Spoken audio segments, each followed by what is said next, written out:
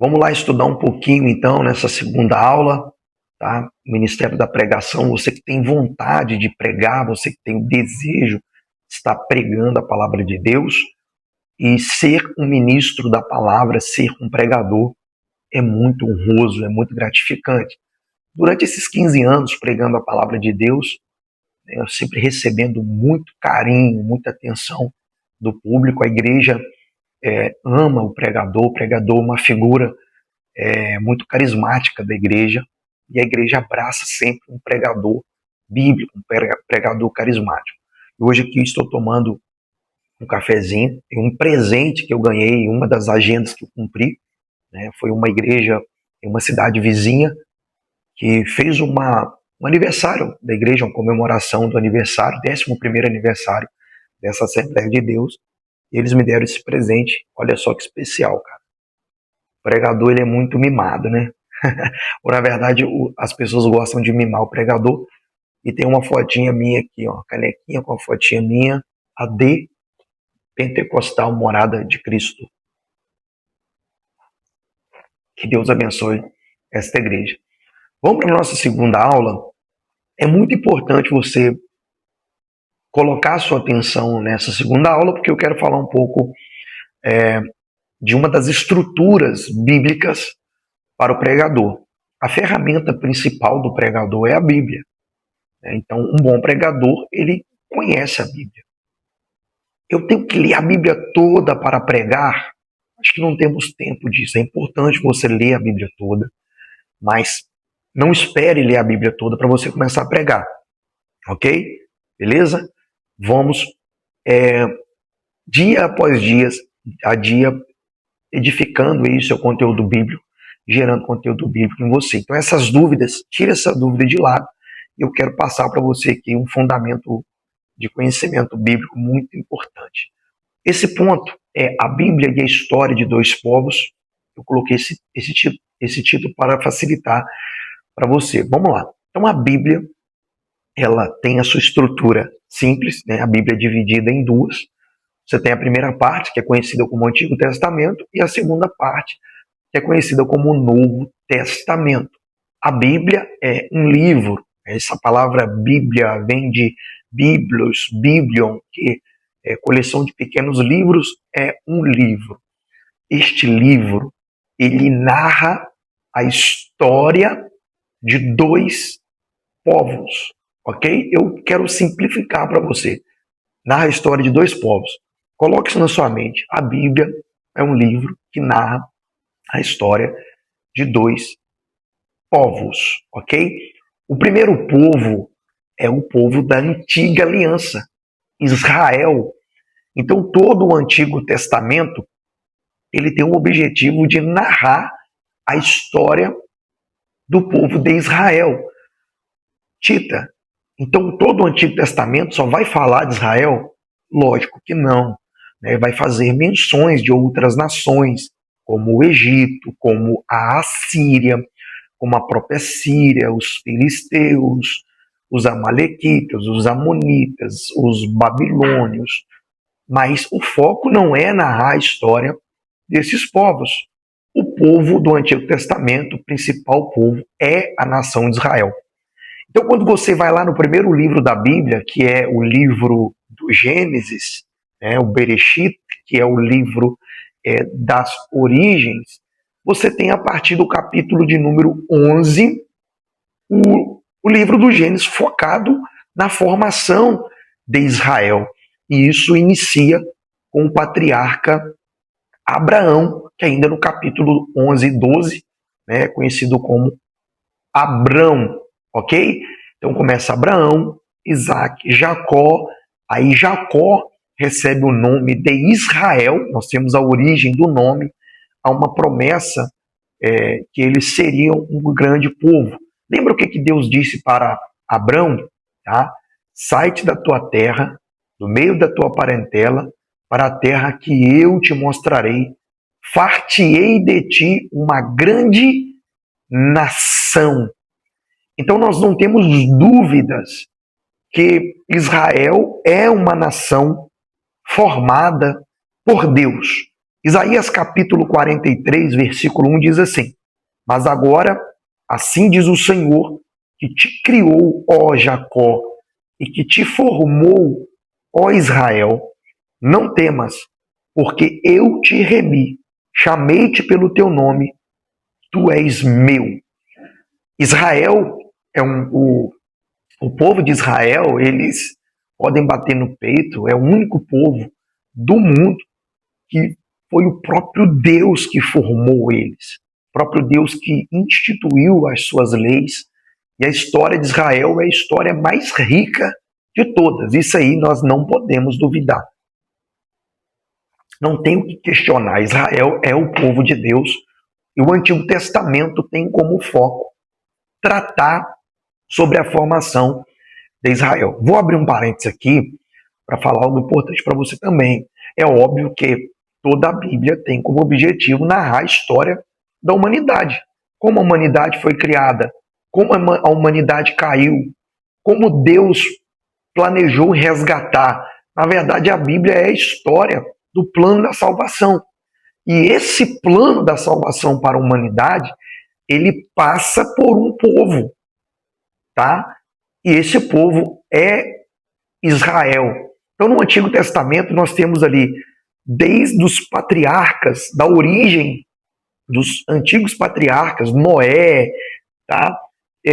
Peleg, todos esses patriarcas até chegar em Terá, pai de Abraão, Isaac, Jacó. É em Jacó que surge o nome Israel, tá ok?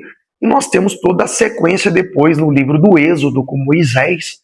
Israel, que era apenas 70 pessoas, se transformou aí em cerca de quase 3,5 milhões de pessoas no Egito, onde Moisés tira o povo. Aí nós temos a chegada do povo na terra de Canaã, a terra prometida, sob a liderança de Josué. Aí, depois da morte de Josué, nós temos os juízes, os reis. E qual é a missão de Israel? Por que Deus formou Israel? Qual é o objetivo, ou um dos objetivos? São vários. Um principal. Deus criou Israel para se revelar para Israel. Então, Israel, ele conhece o seu Deus. Israel tem o conhecimento de que existe apenas um Deus e que esse Deus tem como objetivo salvar a humanidade. Então, Israel tem como missão principal anunciar às nações que existe um Deus que tem um plano de resgatar a humanidade. Então, Israel é uma nação evangelística, é uma nação sacerdotal que tem como objetivo se relacionar com Deus e anunciar para o mundo sobre esse Deus, a respeito desse Deus. Então, Deus, ele se revela aos patriarcas. Essa revelação ela vai acontecendo gradativa. Depois Deus revela ao povo de Israel, e o povo de Israel tem como missão anunciar ao mundo, às nações. A palavra nação lá no hebraico, goi, né, que é de onde vem a palavra gentil, que significa povos, nações. Gentios são aqueles que não são descendentes de sangue de Abraão. Então, a missão de Israel, a missão de Deus formar Israel, é fazer com que Israel anuncie para as outras nações sobre Deus, revelação de Deus. Isso está escrito em Isaías capítulo 42, versículo 6, Isaías 49, versículo 6, onde mostra que Israel foi posto como luz para os gentios, e a palavra ali é nações ou povos. A missão de Israel, então, é pregar a palavra. E a pregação, basicamente, é isso: anunciar a vontade de Deus, as verdades divinas. Mas Israel, ele foi bem sucedido nesse plano, nesse projeto. Israel, ele falhou nesse projeto. Israel, ele não conseguiu concluir esse projeto.